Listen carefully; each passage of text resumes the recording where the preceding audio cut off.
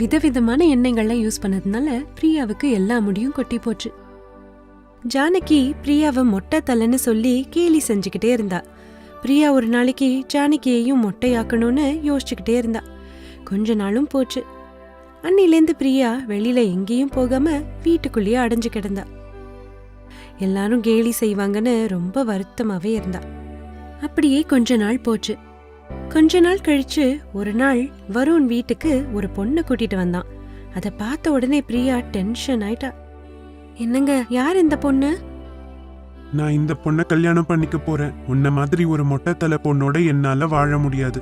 இந்த மொட்டைத்தலையோட உன்னை வெளியில எங்கேயும் என்னால கூட்டிட்டு போக கூட முடியல. என்னங்க, நீங்க செய்யறது கொஞ்சம் கூட நியாயமே இல்லைங்க.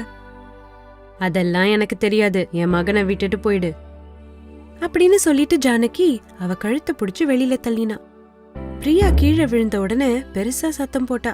பக்கத்துல இருந்த வருண் எழுந்து, என்னாச்சு பிரியா, எதுக்கு கத்தின அப்படின்னு வருண் பிரியா கிட்ட சொன்னான். எனக்கு ஒரு கெட்ட கனவுங்க. எனக்கு மொட்டை தலை ஆனதுனால நீங்க வேற ஒரு கல்யாணம் செஞ்சுக்கிற மாதிரி கனவு கண்டேன். அது மாதிரி எப்பவும் நடக்காது. நான் உன்னை ரொம்ப நேசிக்கிறேன். அதை பத்தி எல்லாம் யோசிக்காத. இந்த மாதிரி லூசுத்தனமெல்லாம் யோசிக்காத, சரியா? அப்படின்னு வருண் பிரியாக்கு தைரியம் சொன்னான். அடுத்த நாள் காலையில வருண் வீட்டுல இல்லாத போது வேணும்ட்டு ஜானகி அவகிட்ட, ஏய் மொட்டத்தல, இங்க வா. அத்தை, நீங்க நாளுக்கு நாள் ரொம்ப மோசமா போறீங்க. இந்த மாதிரி கூப்பிடுற வேலையெல்லாம் என்கிட்ட வச்சுக்காதீங்க. நீ மொட்டை தலையா இருக்க போய் தானே அப்படி கூப்பிடுறேன். அதனால என்ன தப்பு? அதான் உனக்கு 4 முடி கூட இல்லையே, அப்புறம் என்ன? அப்படின்னு பிரியாவை கேலி பண்ணா. அதை கேட்டு பிரியாவும் மௌனமாவே இருந்தா. சரி, அதெல்லாம் விடு. அத பத்தி நம்மளுக்கு என்ன பேச்சு? வந்து என் காலை கொஞ்சம் புடி, வலி தாங்கல எனக்கு அப்படின்னு கேட்டா. பிரியாக்கு ஒரே ஷாக் ஆயிடுச்சு. என்ன, உங்க காலை மசாஜ் பண்ணணுமா? என்ன பார்த்தா எப்படி இருக்கு உங்களுக்கு? எப்படியும் இல்ல. வந்து பண்ண போறியா இல்லையா? நான் பண்ண மாட்டேன். என்ன வேணா பண்ணுங்க. நான் ஒன்னும் பண்ண மாட்டேன். இந்த ஊர்ல எல்லாருக்கும் தெரியும் உனக்கு எவ்வளவு பெரிய முடின்னு. இப்போ நீ எப்படி இருக்கேன்னு ஊருக்குள்ள எல்லார்கிட்டயும் போய் சொல்லிடுவேன் அப்படின்னு ஜானகி சொன்னா. அதை கேட்டு பயந்து போன பிரியா, ஐயோ, எல்லாருக்கும் நான் மொட்டை தள்ளன்னு தெரிஞ்சிடுமேன்னு பேசாம ஜானகி காலையே அமுக்கி விட்டுறலான்னு நினைச்சா. இனிமே ஒரு பிரயோஜனமும் இல்ல, இவ தலைய எப்படியும் மொட்டையாக்கணும். அப்பதான் இதுக்கு நல்லா புத்தி வரும் அப்படின்னு பிரியா அவ மனசுல நினைச்சுக்கிட்டா. அன்னைக்கு அருண் வெளியில போயிட்டு வரும்போது பிரியாக்கு ஒரு விக்கு வாங்கிட்டு வந்தான். பிரியா, இந்த விக்க வச்சுக்கோ. எங்கேயாவது வெளியில போகணும்னா இந்த விக்க வச்சுக்கிட்டு போ அப்படின்னு வருண் பிரியா கிட்ட விக்க கொடுத்தான். அவ அந்த விக்க தலையில வச்ச உடனே திருப்பி எடுத்துட்டா. ஐயோ, நான் இந்த விக்க வச்சுக்க மாட்டேங்க. இத வச்சுக்கிட்டா ஒரே எரிச்சலா இருக்கு எனக்கு. அதை எப்பவும் வச்சுக்க வேணாம். வீட்டுக்கு யாராவது வரும்போது மட்டும் வச்சுக்கோ, ஏன்? அவ்வளவுதான் அப்படின்னு வருண் பிரியா கிட்ட சொன்னான். பிரியாவும் சரின்னு சொல்லிட்டு எடுத்துக்கிட்டு வந்தா. மறுநாளைக்கு அவங்க வீட்டுக்கு ஃபங்க்ஷனுக்கு கூப்பிட 2 விருந்தாளிங்க வந்தாங்க. பிரியாவும் விக்க வச்சுக்கிட்டு அவங்க முன்னாடி வந்து உட்கார்ந்து பேசிக்கிட்டு இருந்தா. அத பார்த்த ஜானகி வேணும்னே பிரியாக்கு பின்னால இருக்கிற டேபிள் ஃபேனை ஆன் செஞ்ச உடனே அது பயங்கரமா ஃபாஸ்டா சுத்த ஆரம்பிச்சது. அது ஃபாஸ்டா சுத்த ஆரம்பிச்ச உடனே பிரியா தலையில இருக்கிற விக்கு அப்படியே பறந்து கீழே விழுந்துச்சு. அத பார்த்த விருந்தாளிங்க 2 பேரும் பிரியாவோட மொட்டை தலைய பார்த்து பயந்தடிச்சு ஓடினாங்க. அன்னைக்கு நடந்த விஷயத்துல பிரியாவுக்கு ஒரே அவமானமா போச்சு. ரொம்ப வருத்தமாவே உட்கார்ந்துட்டு இருந்தா.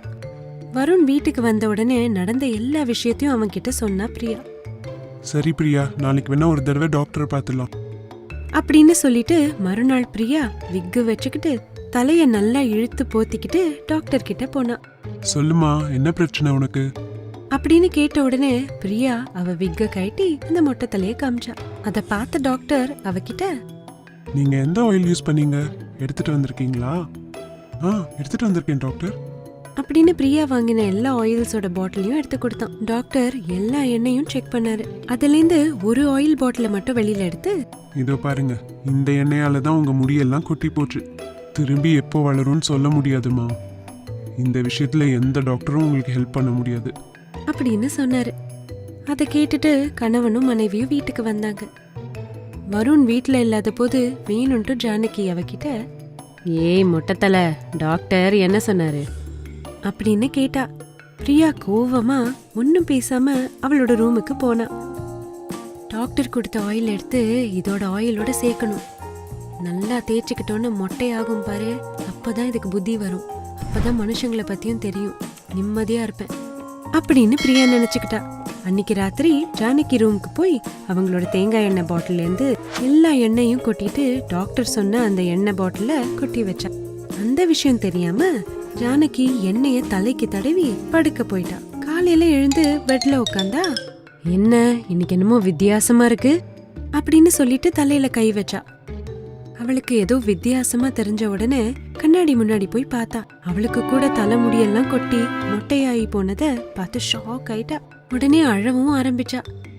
இதெல்லாம் கண்டிப்பா அந்த பிரியாவோட வேலையா தான் இருக்கும் அப்படின்னு அழுதுகிட்டே வெளியில போனா. அப்போ அங்க உட்கார்ந்துட்டு இருந்த பிரியா ஜானகிய பார்த்தோன்னு பயங்கரமா சிரிக்க ஆரம்பிச்சா.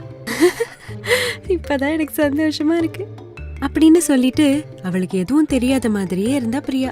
ஐயோ என்ன ஆச்சாத்த, இங்க வாங்க ஒரு வாட்டி பாக்குறேன், வாங்க வாங்க அப்படின்னு வருணை கூப்பிட்டா பிரியா. வருண் வேகமா அங்க வந்து தன்னோட அம்மா மொட்டை தலையா இருக்கிறத பார்த்து ஷாக் ஆயிட்டான். ஐயோ என்னாச்சு இந்த வீட்ல? முதல்ல வீட்ல இருக்கிற எண்ணெயெல்லாம் எடுத்து வெளியில தூக்கி போடுங்க அப்படின்னு சத்தம் போட்டான் வருண். அவன் வெளியில போன உடனே பிரியா மொட்டை மொட்டைன்னு பாடிக்கிட்டே டான்ஸ் ஆடினா. அதே மாதிரி ஜானகி பிரியாவை பார்த்து மொட்டை மொட்டைன்னு சொல்லி அவளும் கேலி செஞ்சா. இப்படி மாத்தி மாத்தி கிண்டல் பண்ணிக்கிட்டு 2 பேரும் அழுதுகிட்டே இருந்தாங்க. அப்படியே கொஞ்ச நாள் போச்சு.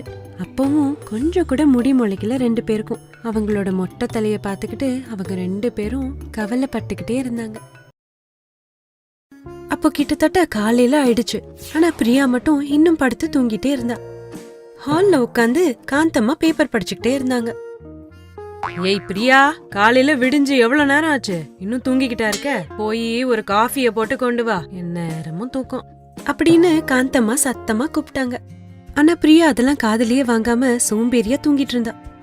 இதுக்கு கொஞ்சம் கூட பயம் இல்ல அப்படின்னு காந்தம்மா டோர் கிட்ட நின்னு போய் பார்த்தாங்க. பிரியா நல்லா ஹாயா படுத்து தூங்கிட்டு இருந்தா. இவளுக்கு கொஞ்சம் கூட பயமே இல்ல. இவள மாதிரி ஆளை வாழவே விடக்கூடாது. இதுதான் நல்ல சமயம், யாரானும் பாக்குறதுக்கு முன்னாடி இவளை கொன்னுடணும் அப்படின்னு பிரியா கிட்ட போனாங்க காந்தம்மா. அங்க பக்கத்துல இருந்த தலகாணிய எடுத்து பிரியாவோட முகத்துல வச்சு அழுத்துனாங்க. அப்போ பிரியா மூச்சு விட முடியாம திணறி காந்தம்மாவ வேகமா தள்ளி விட்டா. அப்படியே தூக்கமும் கெட்டு நல்லாவே முழிச்சுக்கிட்டா பிரியா. ஐயோ கடவுளே, இது என்ன கெட்ட கனவு? நான் நிஜம்னு நினைச்சிட்டேன். உயிரே போயிடுச்சு. என் தலை எழுத்து இந்த மாதிரி ஒரு மாமியார் எனக்கு நிம்மதியா தூங்க விடுதா பத்தியா இது அப்படின்னு கிளாக்க பார்த்தா பிரியா. அப்போ மணி 6 ஆயிடுச்சு. ஐயோ விடிஞ்சிருச்சு. ஒழுங்கா எழுந்து ஏதான வேலை செய்யற மாதிரி நடிச்சாதான் உண்டு, இல்லனா இந்த காந்தம்மா என் உயிரை எடுத்துரும், ஏதான செஞ்சிடும் அப்படின்னு சொல்லிட்டு பிரியா வீட சுத்தம் பண்ணிட்டு கிச்சனுக்கு போனா. அதுக்குள்ள காந்தம்மா எழுந்து ஹால்ல உட்காந்துட்டு இருந்தாங்க. ஏய் பிரியா, காஃபி குடிப்பியா மாட்டியா? இதோ உடனே எடுத்துட்டு வராத. உடனே பிரியா காஃபி எடுத்துட்டு வந்து கொடுத்தா. கொஞ்சம் குடிச்ச உடனே காந்தம்மா அவகிட்ட, அட தூ, இது என்ன காஃபி, கொஞ்சம் கூட சர்க்கரையே இல்ல, போய் சர்க்கரையை கலந்து எடுத்துட்டு வா அப்படின்னு கப்ப பிரியா கிட்ட கொடுத்தாங்க காந்தம்மா. பிரியா அந்த கப்பை எடுத்துட்டு போய் கொஞ்சம் சர்க்கரையை சேர்த்து காந்தம்மா கிட்ட கொடுத்தா. அத குடிச்சிட்டு காந்தம்மா திருப்பியும் அவகிட்ட, அட கடவுளே, போய் சர்க்கரையை கலந்து எடுத்துட்டு வானா ஒரு மூட்டை சர்க்கரை எடுத்து அள்ளி கொட்டிருக்க, எதுக்கு? எனக்கு சுகர் வந்து சாகவா? போய் இன்னும் கொஞ்சம் பால் கலந்து எடுத்துட்டு வா அப்படின்னு காந்தம்மா கடுப்பாகி திருப்பி அவகிட்ட கப்ப கொடுத்தாங்க. அத்தை, காஃபி நல்லா தான் இருக்கு அத்தை, செக் பண்ணிட்டேன், குடிங்க. சொல்றத செய்யறியா? எப்படி இருந்தா நல்லா இருக்கும்னு எனக்கு நல்லா தெரியும், பாலை கலந்து எடுத்துட்டு வா. அத சொன்ன உடனே பிரியாக்கு ரொம்ப கோவம் வந்துடுச்சு. இதுல பால் இல்ல, ஒரு பாட்டில் விஷத்தை எடுத்து கலந்தா எனக்கு நிம்மதியா இருக்கும் அப்படின்னு பிரியா முனகிக்கிட்டே போயிட்டா. அத காந்தம்மா சரியா கேட்காம அவகிட்ட, என்ன முனமுனக்குற? அது ஒண்ணும் இல்ல அத்தை, ஒரு நிமிஷத்துல காஃபி எடுத்துட்டு வரேன்னு சொன்னேன், அதான் அப்படின்னு சொல்லிட்டு பிரியா இன்னும் கொஞ்சம் பாலை ஊத்தி கொண்டு வந்தா. மறுபடியும் காந்தம்மா கொஞ்சமா குடிச்சிட்டு, உனக்கு கொஞ்சமான அறிவு இருக்கா? இப்படி ஆறி போன காஃபியை யாரு குடிப்பாங்க? போ, போய் சூடு பண்ணிட்டு வா போ அப்படின்னு காந்தம்மா திருப்பி அவகிட்ட காஃபி கப்ப கொடுத்தாங்க. பிரியாக்கு செம்ம கோவம் வந்துச்சு. அந்த காஃபியை எடுத்துக்கிட்டு போய் அடுப்புல நல்லா சூடு பண்ணிக்கிட்டு இருக்கும்போது வேணும்ட்டு பண்ணது பத்தியா இது. இன்னைக்கு ஒரு வழி பண்றேன் அப்படின்னு சுட சுட காஃபியை எடுத்துக்கிட்டு வந்து காலு வழுக்கி கீழே விழுந்த மாதிரி நடிச்சு காந்தம்மா மூஞ்சியிலேயே காஃபியை கொட்டினா பிரியா. கொதிக்க கொதிக்க இருந்த அந்த காஃபி அவ மூஞ்சில கொட்டின உடனே காந்தம்மா அலற ஆரம்பிச்சா. ஐயோ மண்டை மண்டை, ஐயோ செத்துருவேன் போல இருக்கே. அடியே அடியே பிரியா, நீ என் மேல இருக்கிற கோவத்துல தானே பண்ண இப்படி? ஐயோ நான் வேணும்ட்டு பண்ணல அத்த, நீங்களே பாத்தீங்கல்ல, கால் தவறி வழுக்கிடுச்சு, அதான் சாரி அத்த அப்படின்னு பிரியா சொல்லிட்டு உள்ள போனா. அம்மாடி, இப்பதான் எனக்கு ஹாப்பியா இருக்கு. இன்னைக்கு தேவையான அளவுக்கு நல்லா கடுப்பேத்திட்டேன். இல்லன்னா என்கிட்டயே உன் வேலைய காமிப்ப அப்படின்னு பிரியா ரொம்ப சந்தோஷமாயிட்டா. அங்க காந்தம்மாவோட முகம் பயங்கரமா எரிஞ்சதுனால போய் பச்சை தண்ணியில முகம் கழுவிட்டு வந்து உட்கார்ந்தா. இது கண்டிப்பா வேணும்ட்டு தான் பண்ணிருக்கும். இன்னைக்கு அவளுக்கு காந்தம்மானா யாருன்னு காட்டுறேன் அப்படின்னு காந்தம்மா நினைச்சுக்கிட்டா. அப்படியே கொஞ்ச நேரம் போனதுக்கு அப்புறம் காந்தம்மா பிரியா கிட்ட, அடியே வீட பாரு, எவ்வளவு அழுக்கா இருக்குன்னு வந்து பாரு, எல்லாத்தையும் கிளீன் பண்ண ஒரு வாட்டி. காலையிலேயே எல்லாம் கிளீன் பண்ணிட்டேன் அத்த. அத கூட உன் மூஞ்சி மாதிரி தான் பண்ணிருக்க. வர வர உனக்கு திமிரு ரொம்ப ஜாஸ்தி ஆயிட்டு இருக்கு. உனக்கு சாப்பாடு போடுறதே தண்டம். என் பையன் வீட்டுக்கு வந்தோன்னா அவ்வளவுதான், போ வெளில போ அப்படி பிரியாவை தேவையில்லாம திட்டினாங்க. உடனே பிரியா கிச்சனுக்கு போய் புலம்ப ஆரம்பிச்சா. நான் எவ்வளவு கஷ்டப்பட்டு இதுக்கு சேவை செய்யறேன், இது என்னையே எப்படி சொல்லுது பத்தியா? என்னையே தண்ட சோறுன்னு சொல்லுதா? இன்னைக்கு சனிக்கிழமை, நான் விரதம், அதையும் சேர்த்து பட்னி போடுறேன் பாரு அப்படின்னு பிரியா நினைச்சா. அன்னைக்கு பிரியா விரதம் இருந்ததுனால சாப்பாடு, குழம்பு, பொரியல்னு எல்லாத்துலயும் உப்ப அள்ளி போட்டா. ருசி பாக்கலான்னு கொஞ்சோண்டு சாப்பாடு எடுத்து வாயில வச்சு பார்த்தா. சாப்பிட்ட உடனே வாந்தி வர மாதிரி இருந்துச்சு பிரியாக்கு. ஐயோ கடவுளே, இதை யாரு சாப்பிட்டாலும் செத்தாங்க அப்படின்னு சொல்லிட்டு அந்த சாப்பாடெல்லாம் எடுத்துக்கிட்டு போய் டேபிள் மேல வச்சாவ. அங்க சாப்பிட உட்கார வந்த காந்தம்மா, நீ கூட உட்காந்து சாப்பிட, இன்னைக்கு சனிக்கிழமைல அத்த, நான் விரதம், நீங்க நல்லா சாப்பிடுங்க அப்படின்னு பிரியா சொன்னா. பயங்கர பசியில இருந்த காந்தம்மா சாப்பிட ஆரம்பிச்சு ஒரு வாய் வாயில வச்ச உடனே அத வாயில கூட வைக்க முடியாம காந்தம்மா அப்படியே வெளியில துப்பிட்டா. அம்மா தாயே, என்னடி போட்ட இதுல? வாயில வச்சாலே செத்துருவேன் போல இருக்கு. எனக்கு ஒன்னும் தெரியல அத்த, டெய்லி சமைக்கிற மாதிரி தான் சமைச்சேன் அப்படின்னு பிரியா ஒண்ணுமே தெரியாத மாதிரி நடந்துக்கிட்டா. அதுக்கு காந்தம்மா ஒன்னும் பண்ண முடியாம அவளும் விரதம் இருந்தா. இது நம்ம பட்னி கிடக்கணும்னே வேணும்ட்டு பண்ணிருக்கோம்.